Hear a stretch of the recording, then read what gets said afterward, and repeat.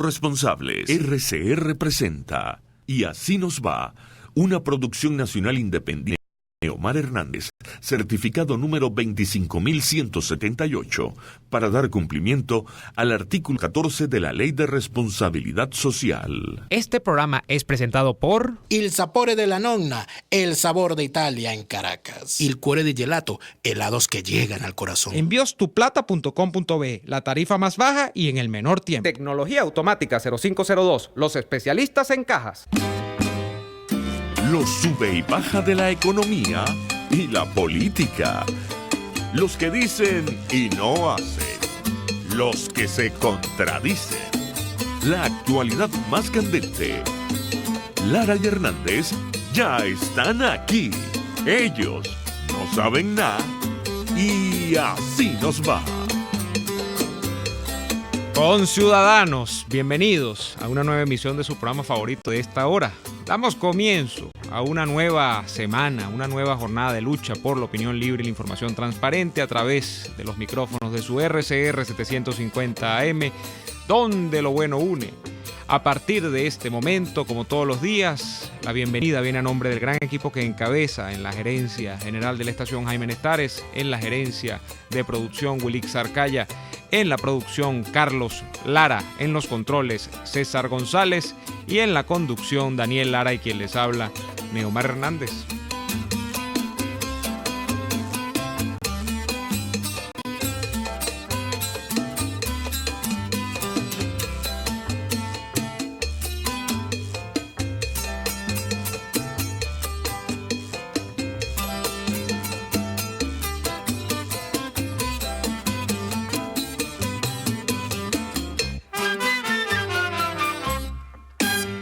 Saludos a quienes nos siguen a través de www.rcr.tv, porque estamos en la radio que se ve. También nuestro saludo a quienes sintonizan a través de Periscope, nuestra cuenta en Periscope, @RCR750, @RCR750. Gracias a BPI por retransmitir este programa y gracias también a quienes nos sintonizan en diferido en nuestro canal de YouTube, el de la estación, que es Radio Caracas Radio en YouTube. Daniel, buenas tardes. Hernández, saludos a ti y a todos los que a esta hora se conectan con nosotros desde las distintas plataformas. No hay Conatel que valga, no hay CanTV que valga, no hay saboteo que valga. Aquí estamos y aquí seguiremos. Ayer, para los que andan un poquito despistados, normalmente porque están fuera de Venezuela, ayer no estuvimos al aire en vivo porque ayer era 24 de junio, día feriado en Venezuela, y por tal razón no salimos al aire en vivo. Porque entonces la gente se preocupa. Entonces dice, entonces desde ayer a las 4 de la tarde hasta este momento, la novela era dónde estábamos detenidos, dónde estaba secuestrada la antena, sí. Qué hizo Conatel, etcétera. No, amigos, aquí estamos. Ayer fue 24 de junio. Por cierto, Neomar, ¿fuiste para el desfile ayer? ¿A cuál? Si no hubo. ¿No hubo desfile ayer? No. ¿Por qué? No, porque Padrino tenía gota, entonces no podía flexionar la rodilla, estaba en sus aposentos y entonces no desfiló. Ah, pero la gota fría. Y sí, y su arechourio tenía lumbago. Ah, chico, ve. Y eso que era el día, porque tú sabes que el 24 de junio se celebra el Día del Ejército. Claro. Y ellos son del componente ejército. Claro, los dos. Tú sabes que a mí, de verdad, la cosa militar, yo soy antimilitarista, ¿no? Más no antimilitar, ¿no? Pero a mí toda esa estética de los desfiles, las cosas a mí eso nunca me ha gustado, ¿no? Pero a los que son militares y a sus familiares es un motivo de orgullo, ¿no? Que su familiar le corresponda desfilar. Yo tengo amigos que sin ser militares ni tener familiares militares les encantaban los desfiles e iban a los próceres a ver sus desfiles el 5 de julio. Era una cosa, parte de la actividad caraqueña de una época fue ir a los desfiles, fuese quien fuese el presidente. En el caso de Carabobo, el desfile del 24 de junio era, en determinado momento, era inclusive un orgullo regional. Claro.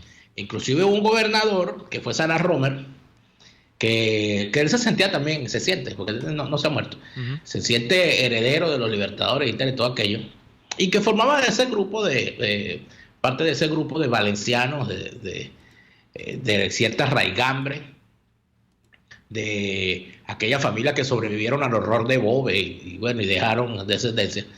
Y esa gente que tenía caballos, caballeriza, que tenía establos, que formaban parte del Jockey Club, todas esas cosas, ¿no? Y entonces organizaba Salas Romer una famosa cabalgata. Sí, yo recuerdo eso. ¿Te acuerdas? Unas cabalgatas que organizaba Salas Romer el 24 desde la noche, por la ruta de Páez, por la pica de la Mona, y bajaban a caballo, todo aquello. Eso era, ojo, no es algo que a mí me llama la atención y me guste, pero yo entiendo que había gente que eso era una tradición, y esas tradiciones uno las ve aquí. Pero entonces fíjate tú el cuento que hay. Lo que surge sobre el 24 de junio y la suspensión del desfile. Porque aquí dicen, no, bueno, porque es que el miedo y tal. Está bien, están asustados, están chorreados. ¿Sí? Mira, ellos están dando una excusa, entre tantas, ¿no?, para la no realización del desfile el 24 de junio. Y una de esas excusas es el mal estado en que se encuentra el campo de Carabobo. ¿Y eso es culpa de quién? De Gómez, que construyó el campo de Carabobo y no dejó los reales para repararlo eternamente. Ah, ok, está bien. Por eso. El campo de Carabobo, dicen los expertos, y me lo ratifican muchos militares, atención con eso, que tiene un estado calamitoso hace años, que eso está en el peor de los estados. Pero además de eso, que se sabe y se conoce, que a medida que ha pasado el tiempo y han cambiado la utilización y el número de personas en el desfile del 24 de junio, que el arco del campo de Carabobo está lo suficientemente resentido por las vibraciones de los vehículos blindados, de todas estas cosas que se han hecho a lo largo de los años, y entonces esto no lo reparan, jamás han reparado el campo de Carabobo. Entonces, esa es la excusa que ellos dan, que el campo de Carabobo está en estado calamitoso. Entonces me pregunto yo, ¿y por qué no lo hicieron en otro lado? Claro, ¿verdad? O sea, debe ser que, por supuesto, el campo de Carabobo es el sitio de la batalla, pero por ejemplo, en el cuartel de la montaña lo podían hacer. Pero si eres safio, ¿vale? O sea, ¿por qué se te ocurre decir eso? Bueno, ¿por qué en el cuartel de la montaña? Eso está en Carabobo. Ellos no cuidan bastante el cuartel de la montaña. Bueno, agarren el pero cuartel. Estamos hablando, pero no es la batalla de Carabobo, el caso no es Carabobo. Bueno, pero todo pasa por Chávez. Entonces, bueno, como ellos son tan así, que lo hagan. Pero Neomar, pero amaneciste ácido hoy. Contigo no se puede hablar, ¿vale? Bueno, yo te estoy diciendo lo que son capaces de hacer. No es que es lo deseable, sino lo que son capaces de hacer. Lo deseable es que se suspendan los desfiles. O sea, el desfile es una cosa ridiculísima. Yo recuerdo, es verdad lo que tú dices. Yo recuerdo cuando estaba mi abuelo en vida, hace más de 10 años. Yo llegué a ver, ya estaba Chávez en el poder, pero también lo recuerdo en la época de Caldera. Uno se sentaba a ver el desfile militar del 24 de junio. Lo pasaba BTV, que no era lo que es ahora. Entonces uno veía el desfile militar. Y había que si partes favoritas, ¿no? Que ya uno sabía lo que venía, ¿no? Por los grupos. Claro. Entonces, por ejemplo, los cazadores que tenían sus gritos de combate. Los cazadores y los paracaidistas eran los favoritos de los niños. Así es. Porque además tenían un despliegue en escena, ¿no? Porque a final de cuentas eso hay que decirlo, ¿no? Ojo, con todo el respeto para los que se formaron en la Academia Militar y los que hicieron vida dentro de la Fuerza Armada Nacional, extinta el día de hoy, que por supuesto tuvieron mucho tesón en labrarse su profesión militar, pero esencialmente los militares aquí nunca han combatido en mucho tiempo, ¿no? Tienen más de 100 y tantos años que no combaten. Entonces, los militares ese día como que justificaban un poco su existencia. Y esto va a ser muy duro para mucha gente, pero justificaban su existencia porque montaban un desfile muy bonito y entonces había una puesta en escena, pues eran como actores. Había uno que también justificaba su sueldo de todo el año, que era el locutor. Claro. Del acervo histórico de la nación, que narraba de aquella forma. Yo creo que hay dos voces como esa, la de Porfirio Torres y la de ese señor. Se acerca el grupo de cazadores portando el estandarte que le ha dado desde la fundación de la República. Y entonces uno decía, Dios mío, pero aquí qué viene. Entonces era un tipo que le daba emoción, se transmitía en cadena nacional. Sí, uno sentía, Daniel, uno sentía que era Bolívar hablándole a uno. Era Bolívar desde el más allá. Uno sentía que estaba viendo una cosa histórica y que era verdad, que el ejército bolivariano era forjador de libertades. Uno veía a los cadetes. Yo recuerdo cuando, si uno tenía, en mi caso, llegué a tener un familiar militar cadete, y entonces uno veía cómo desfilaban y el orgullo para la familia. Y yo recuerdo inclusive en el gobierno de Caldera cómo hubo un escándalo, ¿no? Desde el gobierno de Lucinchi, creo, la cuestión de la famosa repotenciación de los tanques. De los tanques AMX-30, y eso duró como 3 gobiernos, hasta que al fin queda desfilar. Y ahí se quedaron los tanques. O sea, finalmente los lograron repotenciar los tanques AMX-30 y desfilaron en el gobierno de Calderón. Yo recuerdo, es que no se me olvida, unos 14, 15 años, cuando el locutor dice, y frente a la tribuna presidencial los tanques AMX-30, y todo el mundo, y de repente enfocan a Caldera. Es una imagen de nuestra vida. Ajá. Enfocan a Caldera, que no lo estaban enfocando en ese momento, sino a los tanques, y cuando enfocan a Caldera tenía los binoculares puestos, ajá, viendo los tanques. Y todo el mundo, oye, ¿cómo está supervisando? A ver. Claro. Porque uno decía, dígame si un tanque de eso se queda a mitad de camino. Sí, uno siempre pensaba eso. Mira, esa cosa. Mira, pasado el 24 de... Pero tú sabes, para finalizar esto, ¿no? Lo que pasa es que aquí la cuestión de los desfiles ya no son lo mismo desde el desfile del 4 de agosto, el Día de la Guardia Nacional, cuando le tiraron un dron a Maduro. Ya sí. A partir de ese día, los desfiles de Venezuela cambiaron para siempre. No, y Maduro nada más desfila en Miraflores, adentro de Miraflores, ya no desfila. No, y tú, que eres adeco, se te olvidó decir que ayer se cumplieron 59 años el atentado contra Rómulo Betancourt del año 60. ¿Verdad que sí? Claro, del atentado a los próceres, por supuesto. Así es. Bueno, y el atentado que, por cierto, hizo un antes y un después en la vida de Betancourt, incluso en términos físicos, pero esa es una fecha. Esa es una fecha importante. Ahora, importante es también, ya tras tiempo presente y trascendiéndolo del desfile 24 de junio, la declaración de Christopher Figuera ayer en el Washington Post. Christopher Figuera ha vagado, entiendo yo que de Colombia, y llegó ahora, recaló ya en los Estados Unidos formalmente, y le ha concedido una entrevista al Washington Post. Y lo interesante, Daniel, amigos que nos escuchan y que nos ven, es la confirmación de la versión que había ofrecido semanas antes, esos días después del 30 de abril, el gobierno de los Estados Unidos, a propósito de qué pasó, qué no pasó, quiénes estaban y qué estaban llamados a hacer. Me explico. Christopher Figuera ha confirmado que Michael Moreno, por hablar en términos de las cabezas, ¿no? de los más enconados, de los más conspicuos, mejor dicho, personajes del 30 de abril, los que estaban llamados a hacer. Michael Moreno, Vladimir Padrino, habló, creo que mencionó a Raúl Gorrín, también por el tema de los medios y de los empresarios boliburgueses. Mencionó a un que tiene un apellido que no recuerdo, ahorita primera vez que lo leo, creo que vamos a buscar acá el apellido, bueno, luego se los diré. Menciona a un segundo empresario, entre comillas. Estaban o llevaban semanas metidos efectivamente en una conspiración para terminar de, y óigase bien esto que voy a decir, no sustituir al sistema político gobernante, sino sustituir la fachada del sistema político gobernante. Y esto es sacar a Maduro del poder. Había una implicación o una especie de entente que se quería hacer entre el TSJ de Michael Moreno, entre el Ministerio de la Defensa, jefiado por Vladimir Padrino López, y algunas articulaciones que había con el mundo de los negocios del chavismo, y esto es de la rama boliburguesa, Raúl Gorrín y este otro señor, que ya les voy a dar el apellido, para efectivamente, bueno, hacer que Maduro se fuese del poder. ¿Qué pasa allí? Bueno, que hay entonces una ratificación de la versión de los Estados Unidos. ¿Qué se dice? ¿Que por qué no ocurren las cosas? Bueno, entre otros asuntos, se alude en temas personales. Entonces se ratifica lo de Michael Moreno queriendo ser presidente de la República. Nada más y nada menos. Escúchalo usted bien. Se ratifica que Michael Moreno además le tenía una campaña de extorsión a empresarios boliburgueses que estaban metidos en las listas de sanciones de los Estados Unidos. Qué sorpresa, nunca lo hubiésemos sospechado. No, yo no creo, porque el personaje no da para eso. Y Michael Moreno además no tiene antecedentes, ¿o sí? No, Bueno, no, porque ahora todo el mundo está como borrón y cuenta nueva. Ahora todo el mundo tiene una vida. Ahora todo el mundo tiene vida nueva. Año nuevo, vida nueva. Y Christopher Figueras, ¿tú no te diste cuenta en esa entrevista que Christopher Figueras, habiendo estado en la DGCIN, habiendo estado en la DGCIN muchos años, ¿ok? Habiendo estado en el SEBIN también muchos años, el señor tiene la santa cachaza bendecida, canonizada de decir que él no tenía idea de la dimensión del daño hasta 6 meses cuando asumió el cargo de manos de Maduro. Y que en esos 6 meses después, Daniel, y que él estuvo en una actividad permanente tratando de persuadir a Maduro para que se convirtiese en un demócrata. Eso es lo que yo entiendo. Sí, claro. Pero que Maduro no le hacía caso.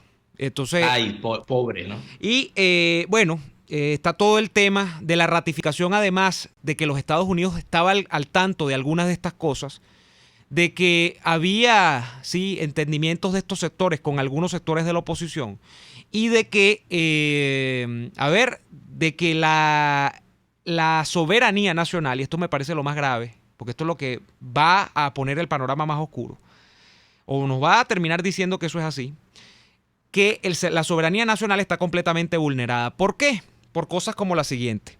Ha contado Christopher Figuera que en reuniones ministeriales de Maduro, donde él estaba presente a título y en calidad de ser el director del SEBIN, Raúl Castro llamaba a Maduro y Maduro se levantaba. Y hasta que no atendía a Raúl Castro, no se volvía a sentar a dialogar con los ministros, con los asesores, con el personal de confianza. Número 2. Eso es un idilio. ¿Ah? Eso no es una asesoría, eso ya es un idilio. No, eso es amor. Eso es amor. Aquí hay amor. Ahí hay amor. El tema es que además se ratifica la denuncia de la guerrilla en Venezuela. Se ratifica la denuncia. Porque aquí está otra cosa, pues, porque uno lee esto y le enerva, porque uno dice, es lo que tú estás mencionando, Daniel. Este señor está hablando de unas cosas mucha gente ha mencionado por años. Entonces él dice, bueno, que él ratifica esto porque lo vio en los últimos 6 meses y que bueno, que él no pudo hacer más. Ok, está bien. Pero ratifica además que nada más y nada menos que el Hezbollah está metido en Venezuela también. Entonces habla de Maracay, de Margarita, eso se habla muchísimo, ¿no? Del Hezbollah y su presencia de Margarita. Pero aparte de eso lo sabemos los venezolanos desde el año 97 cuando se detectaron las primeras células. Además. Pero este señor, desde el año 97, escúchese bien, se detectaron las primeras células de Hezbollah en Por la Mar. Entonces este señor que dice haber estado en el aparato de inteligencia de este país durante los últimos 10 años al menos, él no se había enterado. Él no sabía que el ELN estaba en Venezuela. No sabía nada. Él es Christopher no sabía. Otra Topacio. Sí, bueno. Esto es un fenómeno típico de cuando se quiere... Topacio y Esmeralda. Cuando se quiere, que es lo mismo, ¿no? Porque ¿cuál es que hay una que es la reedición del otro? Esmeralda primero, Topacio después y Esmeralda otra vez. Bueno, Topacio es Luis Ortega, este es Esmeralda. Bueno, aquí nos preguntan, por cierto, hay 2 cosas más, ¿no? Porque ya lo de Christopher Figuera y tenemos que ir al corte comercial. Hay un tema entonces, ahora, que es lo que yo he dicho desde el día 30. ¿Qué pasa con Michael Moreno? Michael Moreno debe estar ahí suspendido en el tiempo, no sé. Y más grave aún, ¿qué pasa? Pero si Michael Moreno apareció con esta niña Michelle Bachelet. Ah, claro, mira. Y Vladimir Padrino López, que se está diciendo ahora, y hay todo un tema ahora después del 24 de junio, si va a seguir en el Ministerio de la Defensa. Porque, bueno, esto es ya ratificado por el propio Christopher Figuera, que era uno de los que estaba metido en la componenda. Porque hay hay mucho ruido con el tema de quién va a ser el próximo ministro de la Defensa. Hay quienes dicen que puede ser un primo de Diosdado Cabello, que es general, y hay otros que dicen que le toca a Suárez Chorio, porque obviamente Suárez Chorio es el jefe del ejército. Entonces, ese ruido lo estoy escuchando yo desde que nombraron a Padrino. Creo yo, inclusive desde las elecciones de 2015, cuando se dijo, no, hermano, desde que nombraron a Padrino en ese cargo, yo estoy escuchando ese mismo cuento. Padrino lleva... Para que los que llevan las cuentas, Padrino lleva casi 5 años como ministro de la Defensa. Es ministro de la Defensa. 5 años y 200 ahijados lleva ese Padrino. Bueno, imagínate tú. Bueno, tenemos que ir al corte comercial. Daniel, tenemos que ir al corte comercial. A la vuelta venimos con nuestra sección de presos políticos, como todos los martes. Ya venimos con más. Usted escucha Y Así Nos Va, con Daniel Lara y Neomar Hernández. Solo por RCR 750 AM. En Il Sapore de la Nonna también consigues cortes de carne para los paladares más exigentes, como el delicioso steak pimienta, un lomito con salsa de crema picante, o el famoso cartocho de lomito, que viene preparado con queso gratinado, tocineta y champiñones. Acompáñalos con cualquiera de las increíbles pastas o papas al vapor y la sensacional ensalada César de Il Sapore della Nonna. Visítalos en la Avenida Victoria, diagonal a la bomba de gasolina Guayana. Il Sapore della Nonna, el sabor de Italia en Caracas. ¿Estás buscando una empresa seria y confiable para enviar tus compras desde los Estados Unidos a Venezuela? Te la tenemos. Tuplata.com.be es la solución. Ropa, insumos, repuestos para tu vehículo, equipos electrónicos y un largo etcétera. Sin complicaciones. Compra lo que necesites y recíbelo en la puerta de tu casa. Puedes pagar en bolívares. Tuplata.com.be con sistema de rastreo del paquete a través de la web para que no le pierdas la pista. Contáctalos por el 0212-720-7343. Envíos tuplata.com.be. La tarifa más baja y en el menor tiempo. ¡Qué fastidio! Este carro no agarra segunda. Otra vez la bendita caja fallando. Te tengo la solución. En Tecnología Automática 0502 son especialistas en transmisiones automáticas. Los mejores en Hyundai y Kia, Chevrolet, Ford y Volkswagen. Cero improvisaciones. En Tecnología Automática 0502 realizan un trabajo impecable con 7 meses de garantía. Visítalos en la zona industrial de Lebrún o contáctalos a través del 0212-256-6070. Tecnología Automática 0502. Los especialistas en cajas. Puedes seguirnos en nuestras redes sociales. En Twitter, @RCR750, la radio que se ve. Les estamos presentando Y así nos va, cuando se tiene algo que contar, con Lara y Hernández, solo por RCR 750 AM.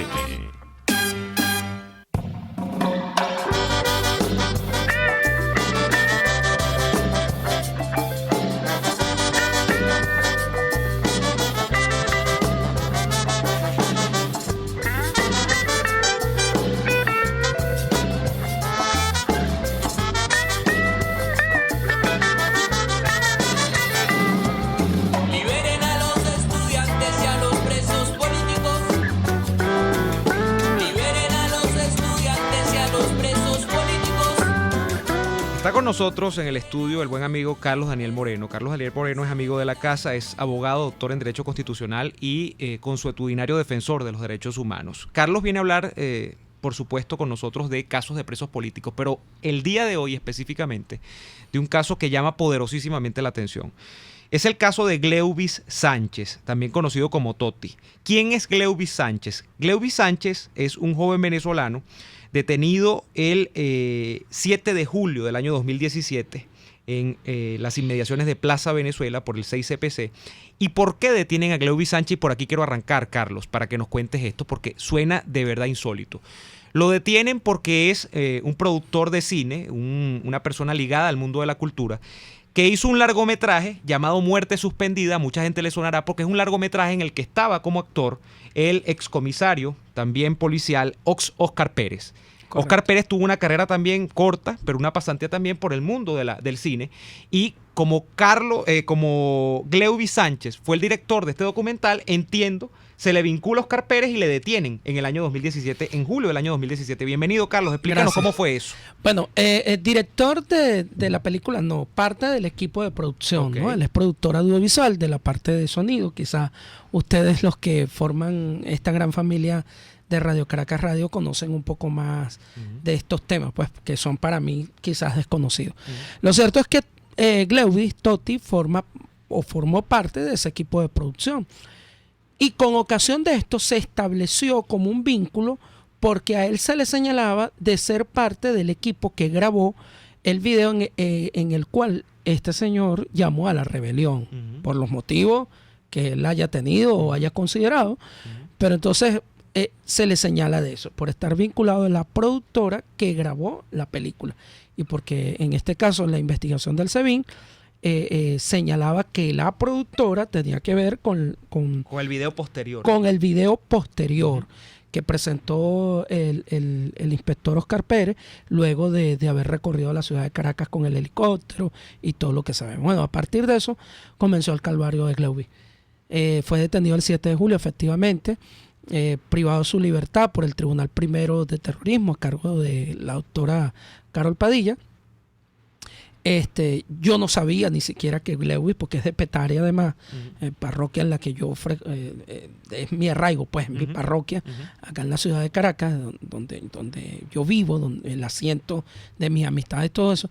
Y yo me tropiezo con Gleuvis el año pasado gestionando o en diligencias de otro caso de derechos humanos también, de presos políticos. Y cuando, ¿No conocías de este caso? No, yo no conocía este caso porque lo llevaba la defensa pública. No tenía ni defensor entonces. No privado. tenía ni defensor privado ni defensor de derechos humanos. Imagínese usted. Yo quiero señalar esto porque aquí se empeña mucho con la cifra.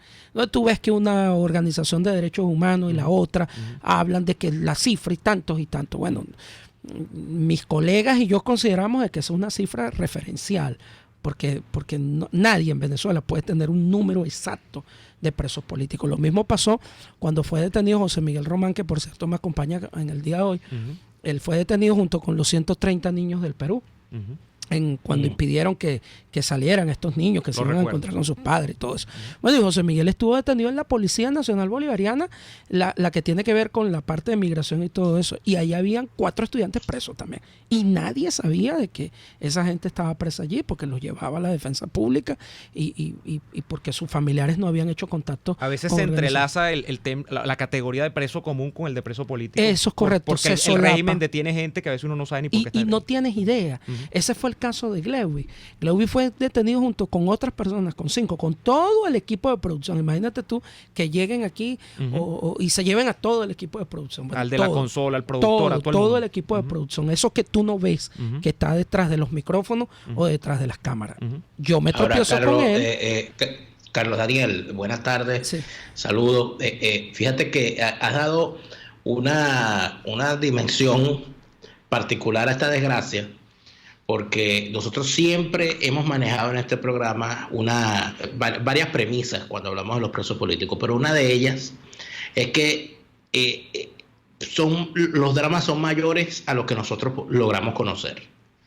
Y además de que hay unos presos que ni siquiera saben ellos por qué razón están presos, pero en muchísimos casos ni siquiera sabe el país que se encuentran detenidos. Eso es verdad. Yo quisiera que todo este tema de la defensa pública, como es decir, una persona cae presa y no lo dejan llamar a un abogado privado o no tiene cómo pagarlo, o ninguna fundación de estas de libre de defensa de presos políticos lo tiene a la mano.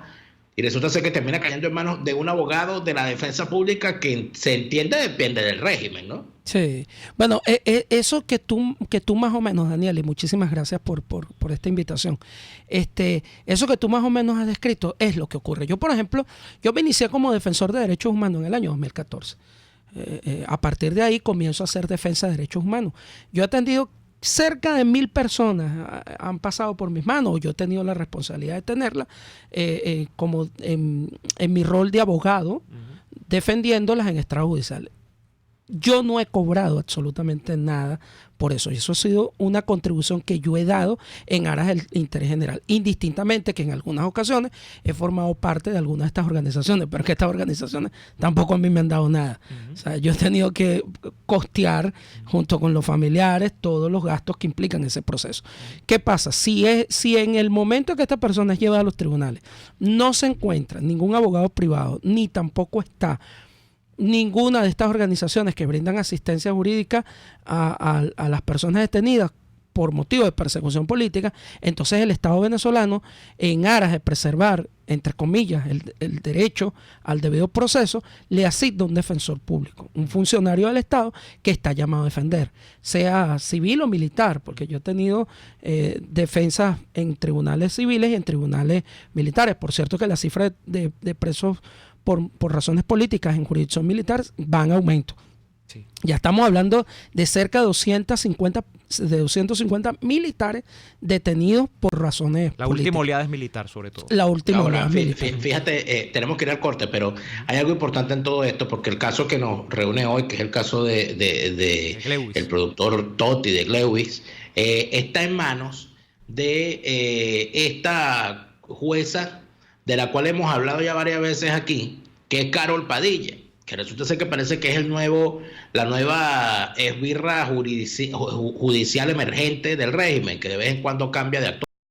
Vamos a ir al corte comercial y al regreso quisiéramos conversar, Carlos Daniel, con respecto a esto, porque el rol que están teniendo ciertos jueces en toda esta desgracia es algo que también sería bueno que resaltáramos. Vamos al corte, ya venimos con más de su programa favorito de esta hora, hoy martes de los presos políticos. RCR les está presentando a Lara y Hernández en Y Así Nos Va por sus 750 AM. RCR 750 AM, porque lo bueno une. Hay sabores de helados que fascinan, obsesionan y enamoran. Sabores como los que consigues en Il Cuore di Gelato. Por ejemplo, si te gusta la mantequilla de maní, tienes que probar la textura y el sabor de su helado de maní. Te encantará.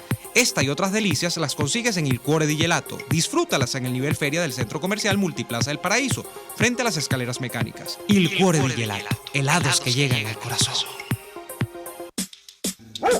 No dejes que tu mascota se muera de hambre. Con tuplata.com.be ahora puedes traer el alimento para tu perro o gato directamente desde los Estados Unidos hasta la puerta de tu casa. Pedigree, Dog Chow, Cat Chow y muchas más. Las mejores marcas de comida para mascotas la consigues en tuplata.com.be. Te ahorras un montón y el precio incluye el envío. Contáctalos por el 0424-116-5774. Tuplata.com.be. La tarifa más baja y en el menor tiempo. Mis amigos, quiero hablarles de Dilab Biodiagnóstica, un nuevo laboratorio clínico con un concepto original.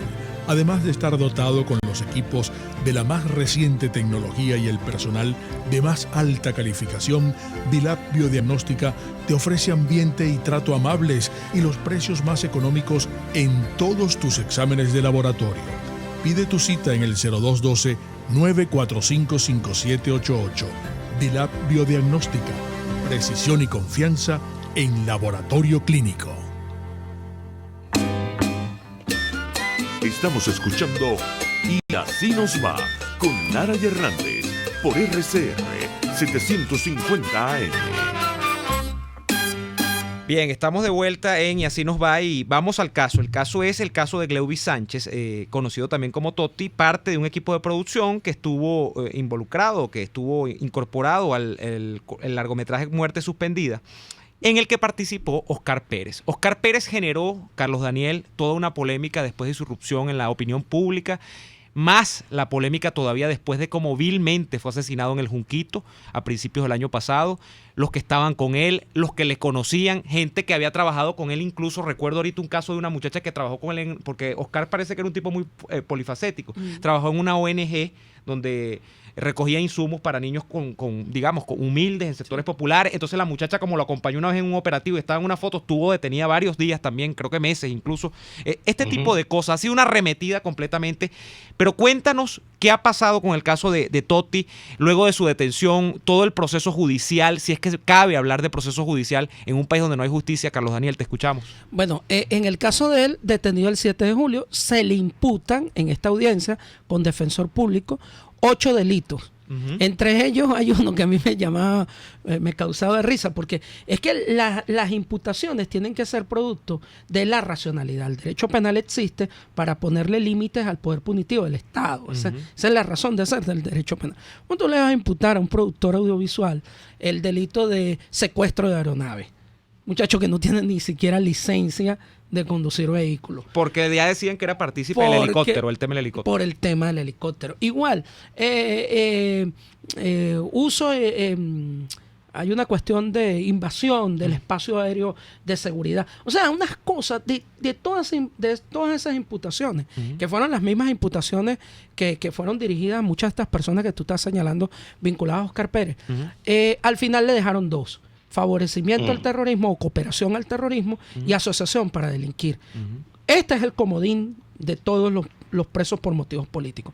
El artículo 37 de la Ley contra la Delincuencia Organizada y Financiamiento del Terrorismo. Se supone que todo aquel que piensa distinto, todo aquel que forma parte de una asociación política o de una asociación lícita, como puede ser una organización no gubernamental o que tú y yo decidimos, pues, asociarnos porque somos opositores y queremos oponernos y expresar libremente nuestras ideas, nos imputan entonces el delito o imputan como un patrón sostenido el delito de asociación para delinquir. Para que tú seas parte de ese tipo penal, o para que seas acreedor de ese tipo penal, tendrías que tú formar parte de algo así como de la estructura que tenía Michael Corleone en El Padrino. Una banda, tienes que ser parte de una banda. No, ni siquiera una banda. Es un nivel superior de organización. Ni siquiera es una banda criminal. Es un término utilizado para la delincuencia organizada. Es correcto, es exclusivo de la delincuencia organizada. Entonces, la mejor manera de ejemplificarlo es la Cosa Nostra, algo así. Grandes organizaciones Grandes organizaciones que son, de hecho, como lo señala la Convención de Palermo de las Naciones Unidas contra la Delincuencia Organizada Transnacional del año 2000, que trascienden incluso las fronteras del Estado. Y eso le imputan a Totti. Bueno, a Totti, además que es un eso, productor audiovisual, Carlos Daniel, lo llevan... porque ha sido un calvario. Lo han llevado, entiendo, en principio al Rodeo 3 lo mandaron. Después lo trasladaron a esa sede que tiene el 6CPC en la avenida Urdaneta acá en Caracas. Entiendo que está recluido actualmente allí todavía. Tiene ya tiene 2 años allí, o va a cumplir 2 años allí. Pero lo peor es... ¿Dónde queda ese centro de detención, Carlos Daniel? En la avenida Urdaneta. Es el edificio pequeño, un edificio que está a la derecha, que es un poco más pequeño de la sede oficial del CPN. Cerca de la esquina de No, Pelota. en toda la avenida Urdaneta. Bueno, yo no me sé el nombre de la esquina de Caracas, porque soy petareño. Pero lo cierto es que a él le hacen la audiencia preliminar el 18 de junio del año pasado. Y ordenan el pase a juicio. Con estos 2 delitos. De 8 quedaron 2. Quedaron 2. Bueno, y desde hace un año o desde hace más de un año, ese expediente no va a una distribución, que es como un sorteo que se hace para saber cuál es el tribunal de juicio que va a conocer del debate oral y público, donde se va a ventilar públicamente todo lo que respecta a este muchacho. Ahora, ¿cuál es el rol, Carlos Daniel, que ha tenido aquí entonces la jueza Carol Padilla? O sea, que se ha negado a enviar a la distribución el expediente correspondiente. Lo mandó al link. O sea, ella tiene el expediente secuestrado. Ella tiene todavía ese expediente ahí en su despacho, que no tiene ya competencias para conocer de esto, porque todas las arbitrariedades de naturaleza procesal, o sea, todo lo que tiene que ver con la ciencia jurídica, bueno, ya ahí quedaron plasmadas. Pero vas a seguir negando el derecho a la tutela judicial efectiva al no mandar el expediente al sorteo correspondiente, bueno, y que el proceso pueda seguir su trámite, y que a este muchacho se le pueda inclusive otorgar una medida cautelar si es correspondiente, o que en definitiva en un debate oral y público se demuestre la falsedad de todas estas imputaciones. O sea, Capelletti decía que el derecho fundamental superior, o sea, pues todos los derechos están como que en el mismo plano, pero el primero entre los iguales es el derecho de acceso a la justicia, pues, porque si tú no tienes la posibilidad de reivindicar en un juicio tus derechos, entonces no tienes absolutamente nada. Estamos hablando con el abogado Carlos Daniel Moreno. Carlos, cuando detienen, vamos otra vez porque es que las cosas son locas, ¿no? Cuando detienen a Totti en Plaza Venezuela, ¿qué agarran como elementos probatorios? ¿Qué consiguen? ¿Qué dicen ellos que consiguen? Una cosa es lo que dicen, otra cosa es lo que consiguen. Pero fíjate lo que ellos terminan dando como evidencia. Municiones vacías que había, dice acá, una bomba lacrimógena que ya estaba accionada, es decir, se había gastado la carga, una pistola que estaba allí y un computador. Fíjate que lo que arguye este equipo de producción audiovisual, porque eran 7 personas, entiendo, además había mujeres incluso, y las mandaron al INOF, entiendo, sí, en su momento, no sé si ya salieron o no, ya están libres, quedan 2 nada más de ese equipo de producción. Pero fíjate, se alude que como ellos estaban haciendo este tipo de películas, y que eran películas como Muerte Suspendida, donde había escenas de acción, eran pistolas, la pistola era incluso para simular las escenas. O sea, mira, todo lo que fue incautado en la sede de la productora tiene que ver con el trabajo propio del cine. Claro. O sea, con la actividad particular del cine. O sea, de simular unas escenas. Es algo tan dantesco, porque este muchacho es un artista. Un artista como cualquier otro. O sea, es como que si fuesen, no sé, a un canal de televisión reconocido y entraran al área de producción. Y entonces ahí conseguiste unas armas. Bueno, puede que ahí haya una escopeta, pero... Se utiliza para simular una escena de acción. Con el fin de la producción. O que imagínate tú que fueran un estudio hollywoodense y consigan metralletas y municiones y todo. Eso tiene que ver con la producción. A Totti, cuando él fue detenido, según el expediente, en la inspección corporal que a él le practicaron, no le hallaron ninguna evidencia de interés criminalístico. Y efectivamente, de las 7 personas que estuvieron detenidas, solamente quedan hoy detenidos 2.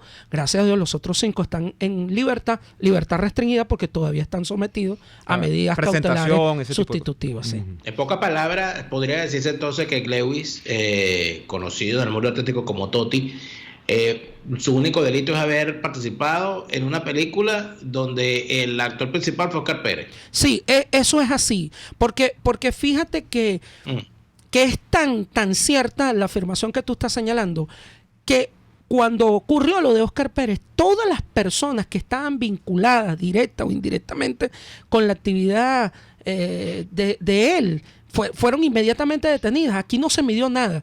Familia, amigos, o sea, todo lo que estaba vinculado a él fue perseguido y fue detenido. Esto me trae a mí también a colación la audiencia preliminar que tengo mañana y que me permito también narrarla, que es la audiencia preliminar de Joelky Frontado y José Daniel Hernández. Hablo de estos 3 porque fueron... o son los 3 que están bajo mi responsabilidad, aunque yo abogo y pido en todos lados por la libertad de todos los presos políticos civiles y militares.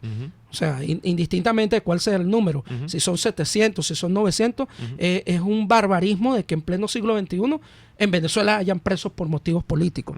Pero en el caso de Joelky, en el caso de José Daniel, Joelky es la novia de Nixon Leal, un perseguido político, quien también estuvo mucho tiempo preso. Y José Daniel es su mejor amigo. Entonces fueron persiguiendo a Nixon. Como no consiguieron a Nixon, se llevaron a estos 2. Y entonces es el mismo patrón. Hay un modus operandi allí. Es el mismo patrón. O sea, ¿Dónde los tienen detenidos? En el SEBIN del Helicoide. Estos 2 están detenidos en el SEBIN del Helicoide. Mañana es la audiencia preliminar. Entonces volvemos otra vez a lo mismo. El tribunal envió la boleta, en el SEBIN no la han recibido. Sí, fíjate algo.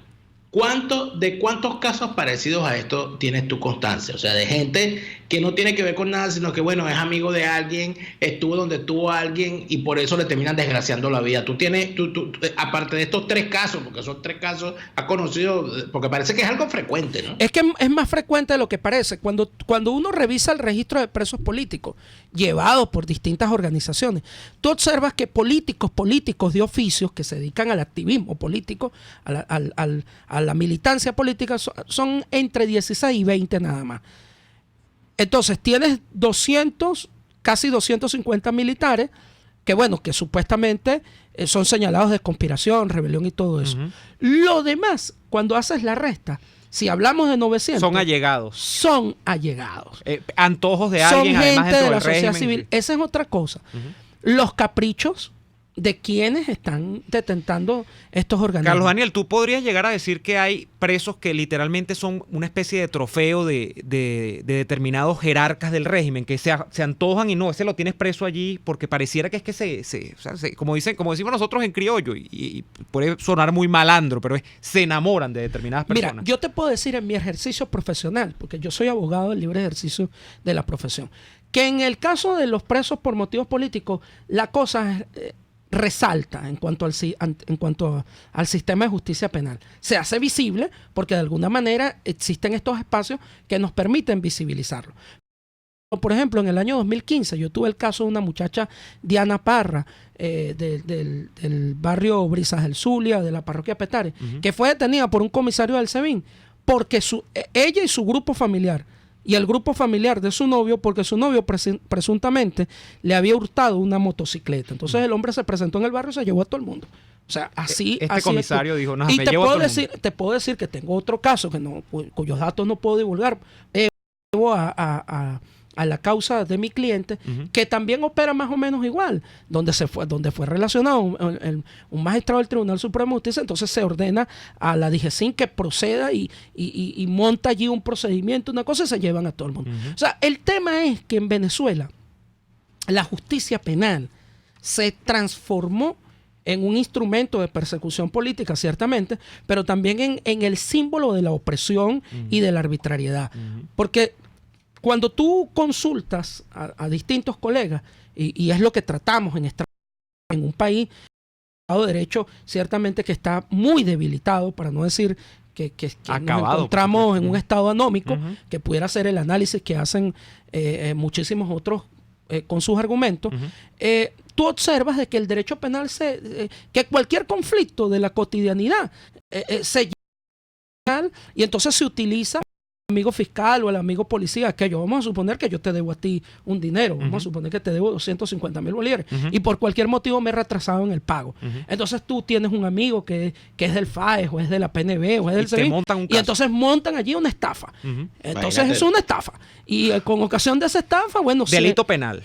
Se lleva un caso civil que es propio de la jurisdicción civil. Un acuerdo entre las partes, así. A la jurisdicción penal. Esto me hace acordar un señalamiento del doctor Naranjo Osti en los años 80, por cierto, que hablaba del terrorismo judicial, de cómo Naranjo Osti, estamos hablando de los años 80, de cómo se usaba la justicia penal para todo, ¿no? Y la justicia penal dentro de la sociedad tiene sus fines, o sea, evidentemente que la justicia punitiva tiene una orientación, tiene sus fines. Cuando tú observas estos casos, que además los colegas los hablamos y los analizamos a diario porque nos encontramos casi que a diario en el Palacio de Justicia, tú ves que existe un patrón, un denominador común o un elemento común, que es torcer la ley procesal penal, torcer las leyes sustantivas penales con un fin, con un único fin, que es perseguir, amedrentar, y no importa, pues,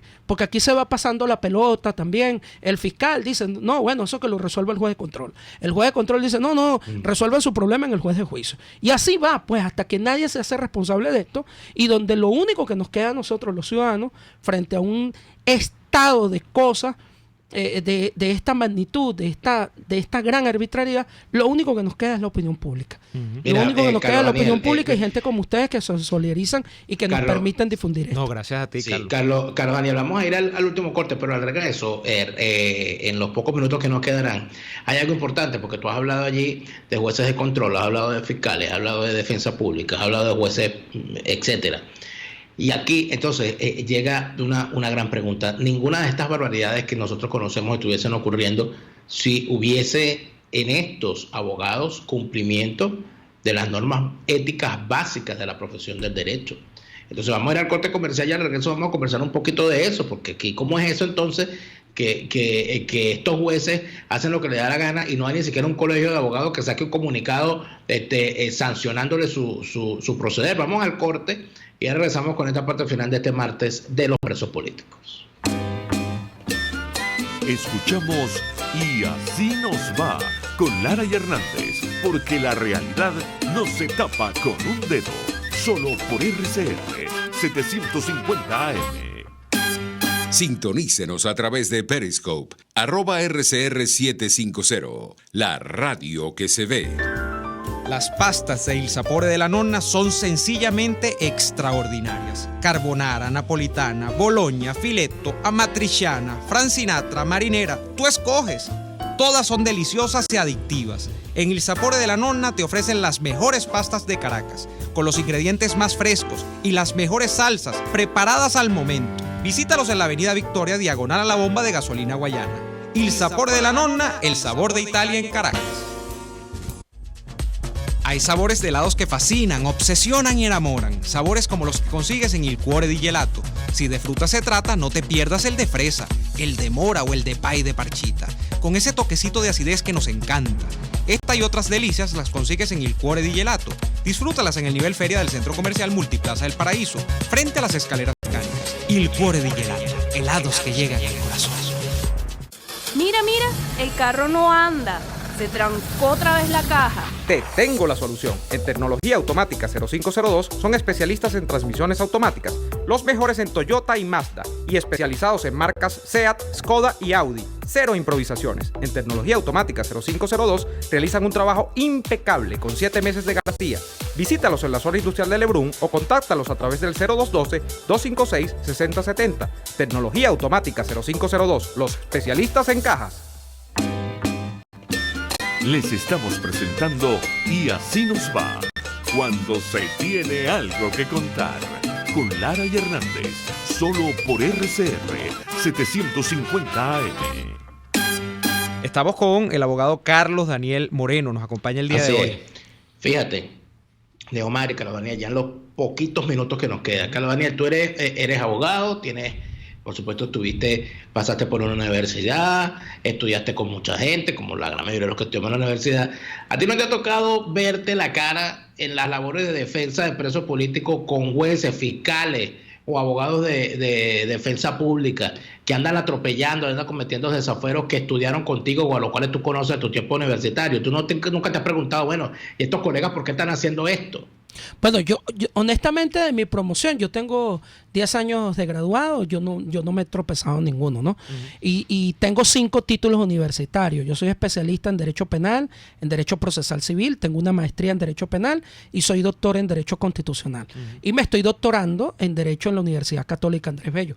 Afortunadamente, ninguno de mis compañeros con los que yo he venido estudiando durante este tiempo, he tenido los he visto en algún rol en el proceso. Pero lo que sí es cierto es que mira, que a veces hay cosas que te llaman la atención porque, insisto, aquí se va pasando la papa a todo el mundo. El rol del fiscal es dirigir funcionalmente la investigación penal, es buscar la verdad por las vías jurídicas. Si el fiscal no lo hace, está incumpliendo con un mandamiento constitucional, con un mandato constitucional, y está generando impunidad, arbitrariedad y todo eso. El juez de control es un juez garantista, es el juez que preserva el equilibrio frente al otro poder, que es el Ministerio Público. ¿Y quién es el débil jurídico en este caso? El imputado. Entonces este juez debe garantizar los derechos del imputado. El juez de juicio es el que examina y valora todo lo que es sometido a su consideración una vez que esto ha sido depurado, filtrado por el juez de control. Y el juez de ejecución, bueno, ejecuta pena, las cortes conocen en un segundo grado los recursos de las partes, y el Tribunal Supremo de Justicia de alguna manera preserva la integridad de la ley, la interpretación de la ley y todo esto. Es el deber ser. Estoy hablando que este es el deber ser. Pero entonces resulta y sucede que tú te encuentras, ¿verdad?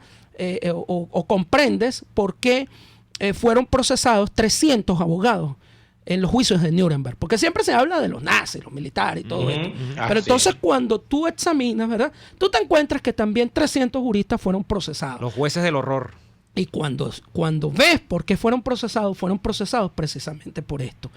Por no cumplir la obligación que todos los abogados tenemos de defender la Constitución y la ley, de actuar dentro del marco de la legalidad, de ser los primeros defensores de la dignidad de la persona humana. Entonces, ese juez que comete todas estas arbitrariedades es tan cómplice como el funcionario policial que siembra pruebas. Es tan delincuente como aquel choro que arrebata un celular en la calle. Y la pregunta es, ya nos queda un minuto, Carlos Daniel, porque hay, y lo conversamos, incluso esto trasciende el Poder Judicial y va a veces a los cuerpos de seguridad, que así se llaman, del Estado. Entonces hay el tema de que la gente, para consolarse frente a tanto horror, dice, es que esos no son venezolanos, es que eso deben ser cubanos o rusos. ¿Qué pasa en estos casos? ¿Son venezolanos igual que tú y yo? Venezolanos. ¿Por qué crees tú, y por supuesto esto es muy subjetivo, pero por qué crees tú que un venezolano que ha convivido en teoría con otros venezolanos llegue a hacerle esto al prójimo? O sea, ¿qué le mueve a esa persona por dentro? Es que yo no sé en qué momento, y quizás con esto bueno, se darán banquete en el futuro sociólogos, claro, politólogos y todo esto, pero yo no sé en qué momento la identidad, nuestra identidad, eso que nos hacía a nosotros ser tan distinto a los demás. El venezolano es venezolano por su cultura, por su identidad, por su don de gente, por su razón, por ser buena persona. Yo no sé en qué momento eso se quebró.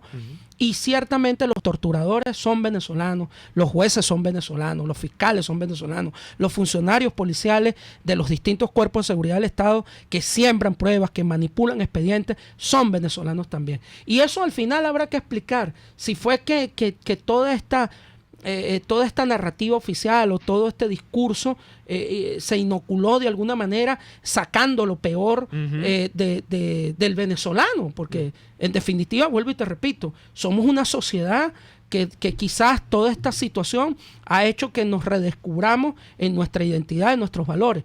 Pero así como en un extremo tú tienes o ves cosas tan heroicas y tan nobles que merecen mucho reconocimiento por parte nuestra, tú del otro, en la otra cara de la misma moneda ves el lado oscuro, pues.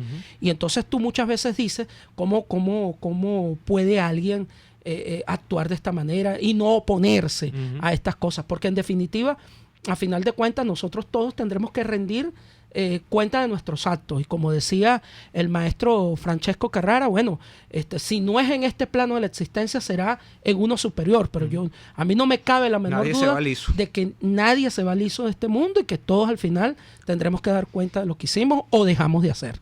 Gracias, Carlos Daniel, por esta maravillosa conversación y bueno, seguiremos en esto porque no es, quisiéramos poderte traer a este programa para conversar de otras cosas, como por ejemplo de tu vida académica, porque imagínate una persona que tenga 5 títulos, todos en la rama del derecho, seguramente tendrá mucho que hablar de la academia, pero lamentablemente te hemos tenido aquí solamente por esta labor de los presos políticos. Nosotros quisiéramos, y más de una vez lo hemos dicho, que nosotros quisiéramos algún día no tener más esta sección porque se acabaron los presos políticos. Es algo que hemos deseado desde que en el año 2014, el 2 de septiembre de 2014, hicimos el primer programa de Martes de los Presos Políticos. Ojalá algún día eso se nos cumpla. Gracias, Carlos Daniel. Neomar, nos vamos. Nos vamos. Era el doctor Carlos Daniel Moreno, defensor de derechos humanos, doctor en Derecho Constitucional. Gracias, Carlos Daniel, por venir al programa. A ustedes. Nosotros llegamos hasta aquí el día de hoy y mañana volveremos en una nueva jornada de lucha por la opinión libre y la información transparente. Hasta mañana.